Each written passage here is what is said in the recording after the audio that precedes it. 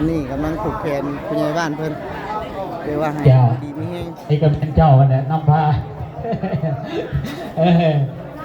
เนาะเอาหลังจากบรรดาบัตรสีสุวรรณแล้วนอกทางคณะปกครองออกกาที่ได้งานวันที่เนาะมีสันวันสอบมีประกอบบันงามแขนเพิ่นก็ได้ห่างหาการผู้ใหญ่บ้านเนาะบ้านโคกเบิกคุณพ่อแม่ประชาชนตัวทุกเขตทุกบ้านทุกคนในครอบในครัวเนาะในบ้านเฮานั้นเนาะมาต่อมาโฮมกันพี่น้องเลยพร้อมด้วยพร้อมหน้าพร้อมตากันด้วยพี่น้องเนาะทั้งคณะปกครองมาทั้งเมืองนี่เนาะสุดอ้อมขาของบ้านเฮาว่าสั่นพี่น้องเนาะ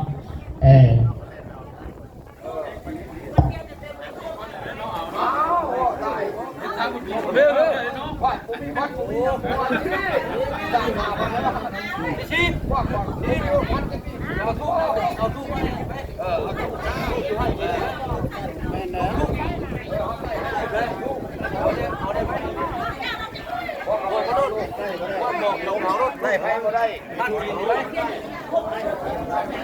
เราท่านกินไหม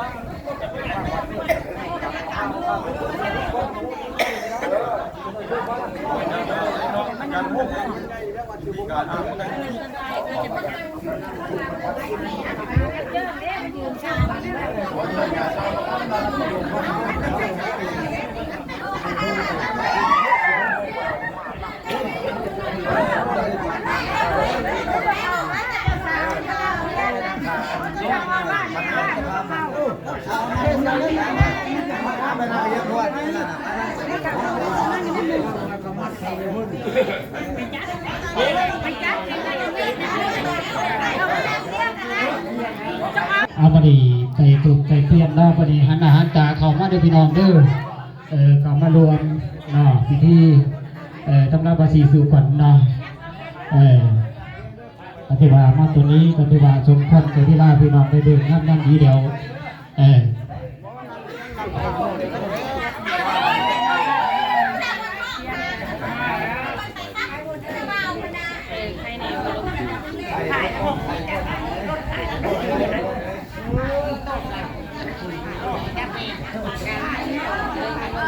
อาบดีเข้ามาจับปักขวัญเด้อเนาะมาวันนี้ก็ถือว่าได้เลิกกันงามได้ย่ามมันสอบมือประกอบย่ามดีเนาะพี่น้องวันนี้ก็ถือว่าเป็นมือวันอาทิตย์เนาะมืองามยามสอบมือประกอบมันงามได้มามีแก่ไอ้น้องเฮาเมื่อจุกุสุคนในคณะกับคณะปกครองอ้อมขางของบ้านเฮามาต่อมาโฮมตำราบาสีสุกรจะดีต่อไปเนาะไอ้พวกคณะปกครองบ้านเฮา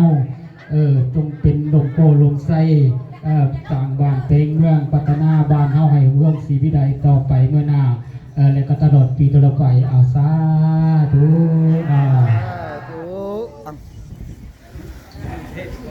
อัสสะตุนะโมตัสสะภะคะวะโตอะระหะโตสัมมาสัมพุทธัสสะนะโมตัสสะภะคะวะโตอะระหะโตสัมมาสัมพุทธัสสะนะโมตัสสะภะคะวะโตอะระหะโตสัมมาสัมพุทธัสสะนะโมตัสสะภะคะวะโตอะระหะโตสัมมาสัมพุทธัสสะสาธุสักขีกามิจารุเปสิริกาลตะกาลิตตาริเตริมานิติเปลติตะกามิตะตะโลนาคาเนเกวัตตุมิเกเตปมัจจายันตุเทวาสลตาลาวิสามิยกะกันตปนาคาติตัตตาสติเกยังมุดวัจนังสาธโมเมสุนันโตสาธุพุทธังอายุวัตนังเตสิวิตังญาวานิปนังสารนังกัสสามิธัมมังอายุวัตนังเตสิวิตังญาวานิปนังสารนังกัสสามิสังฆังอายุวัตนังเตสิวิตังญาวานิปนังสารนังกัสสามิตุติยัมปิ พุทธังอายุวัตนังติชีวิตังยาวานิปานังสารนังกัจฉามิตุติยมปีตัมมังอายุวัตนังเตชีวิตังยาวานิปานังสารนังกัจฉามิตุติยมปีสังฆังอายุวัตนังเตชีวิตังยาวานิปานังสารนังกัจฉามิตติยมปีพุทธังอายุวัตนังเตชีวิตังยาวานิปานังสารนังกัจฉามิตติยมปีตัมมังอายุวัตนังเตชีวิตังยาวานิปานังสารนังกัจฉามิตติยมปีสังฆังอายุวัตนังเตชีวิตังยาวานิปานังสารนังกัจฉามิติปิโสภะคะวาอะระหังสัมมาสัมพุทโธวิสาจารณาสัมปันโนสุขโตโลกาภิตุอนุตตโรปุริสะธัมมาสารถิสัทธาเทวามนุษย์นังกุโตภะคะวาติสวากขาโตภะคะวตาธัมโมธัมมังนามัสสามิโสปฏิปันโนภะคะวะโตสาวกสังโฆสังฆังนามามิสาธุสาธุสีสีสิทธิปะพรปะวะลาเวนวิเศษนันติเลกัตติสุเสยตุปะวังไสยมังคลาวิเลกาเนกัสสวัสดีความสุขความสามัคคีความเมตตาไมตรีก็จงมีแก่ทานเล่นธรรมเครื่องทานจันทราทานสีตาทานทองมาทานกำไสของครอบครัวให้อยู่สุขสำราญอย่าเท่ากับตกเท่าทั้งบรรยาทั้งบุญตีบุญตาและดุจเต่าก็ให้ไรเป็นเจ้าเป็นใหญ่ก็เปิดทั้งหลายขอให้เป็นเจ้านายผู้มีอำนาจกว่าตัวกอดจักรวาลผู้จนมานอย่าได้มาบางเบียดใดขอให้เทพใจผู้ตัดรองโสระยานลงมาจงกดตามเล่นหน้าทานเครื่องทานจันทราทานตีธาทานกำใสทานต้องมาลงขึ้นในและสู่ลงมาจงกดตามเครื่องตามมาเล่นทานจิตาทานต้องมาทานกำใสทานจันทราเข้าขึ้นในใหญ่สูงลงมาสวัสดิ์เข้าขึ้นในใหญ่กว้างมือนี้แม่นาวสีสีมือนี้แม่นามือดีสีสีมือนี้แม่นมือมันในเจ้ามาอยู่มันยิ่งกว่ากองไฟแอมให้เจ้ามาอยู่มันยิ่งกว่าแต่ประจวบประจันให้เจ้ามาอยู่มันยิ่งกว่าผู้กะโลกะลาในเจ้ามาอยู่มันยิ่งกว่าลานอโตสเมียนให้เจ้ามาอยู่มันยิ่งกว่าลวงตะวินนั้นใจสมแจงมือนี้แม่นมือสามวันที่แม่นวันดีวันดิถีอมุตตะโศกพวกเขาพร้อมกันมาตำลาบาสีสุพลสุโพธทรงสดนามมุทาให้เจ้าหายโลกาและพญาตั้งอุบาทและจังให้ตั้งวัดไอ้ให้ยาจริงกดตุกติกดตายให้ทางพิษเจ้านายผู้มีอำนาจกว้างตัวกอบจักรวาลผูกจนมาอย่าได้ไม่ฟังเบียดอย่าได้มีผู้กิดเกียดโซเสียดและนิทาให้เจ้ามีปัญญาหลังเจ้ามาหูสดใจตามีใจอดดังปัจเจ้าติมีสัมปิติโลกาสัมปิติปัญญาสัมปิติอัตตลายาสัมปิตุวิตตาสัมปิติมังคลาวินัสสันตุตั้มตั้งหลายสี่ประการคืออายุวันนาสุขะภระอโรคยะภาวะตัวนาอติปัตตยะภาวะตัวโนกอาติปัตตยะภาวะตัวเจ็บจงสลิดลุมาหัตตายังกันตะสลาดเอกตามเจ้าเอื้อนเจ้าสันเจ้าบ้านเจ้าซองและเจ้าสตาอยู่ทุกปีทุกเรื่องทุกวันคืนคำเศร้าตาต่อเต่าเขาโจปานิพานก็กาเตือนบาทนี้คอยจะสอนเด็กอื่นเสือนโมฟังคนมาเยอะก่อนเลยก่อนจะไปดูผู้ขึ้นหน้าคอยมาสามวันนี้ก่อนจะไปปลูกหมากเป็นไปคอยมาสามวันนี้ก่อนจะไปปลูกบัวตะไคร้เขียวอ่อนคอยมาสามวันนี้ก่อนจะไปปลูกมันนอนเป็นเกลือค ก็ให้มาสาไม่นี้วันนี้ก่อนจะไปปลูกมะเขือเป็นดอกก็ให้มาสาไม่นี้วันนี้ก่อนจะไปยอมเล่นยามสัตว์ใหญ่กลางลงก็ให้มาสาไม่นี้วันนี้ก่อนจะไปลงเขาในโขดแก่ปางก็ให้มาสาไม่นี้วันนี้ก่อนจะไปอยู่การห้างใบโมสนีก็ให้มาสาไม่นี้วันนี้ก่อนจะไปลงดีในนาที่หวยห้องก็ให้มาสาไม่นี้วันนี้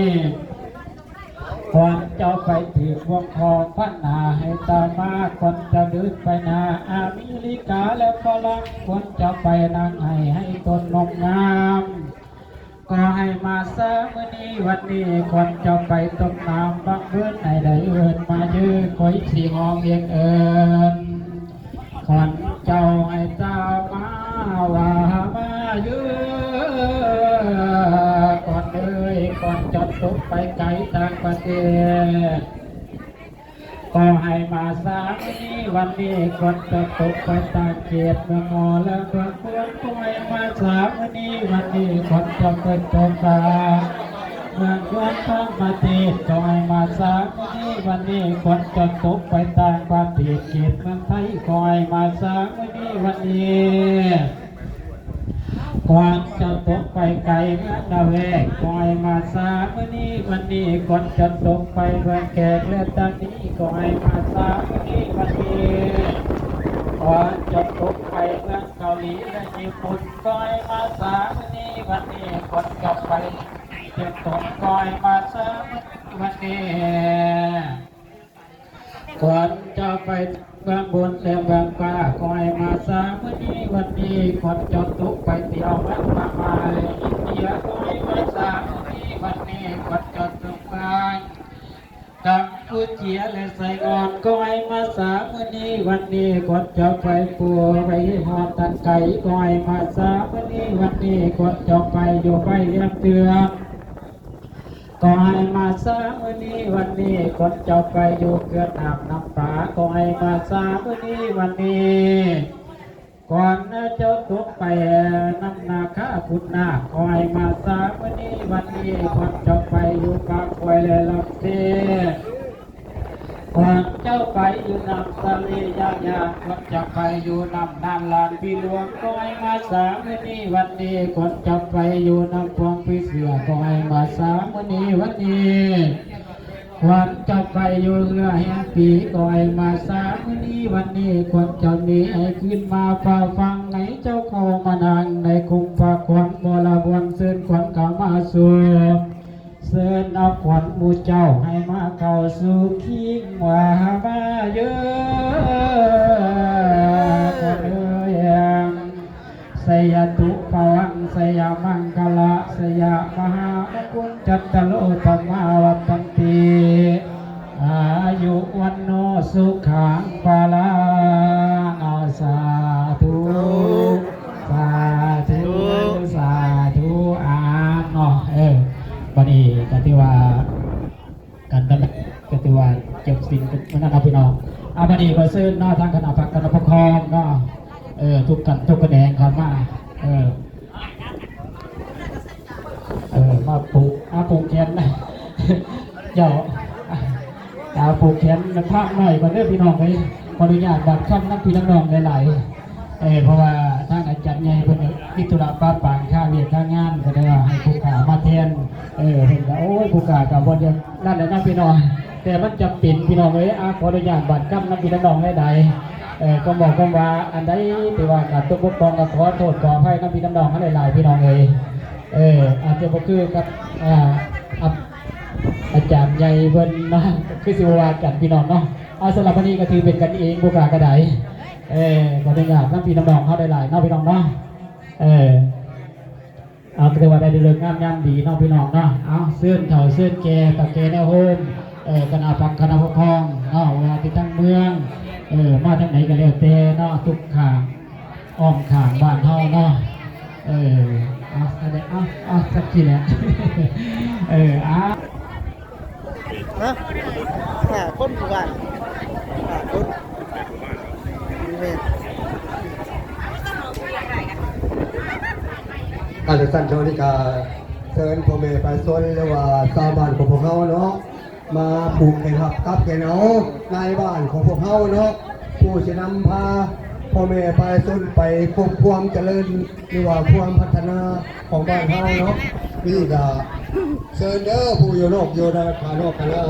มาผูกตัวแขนนี่แหละทางในบ้านเนาะ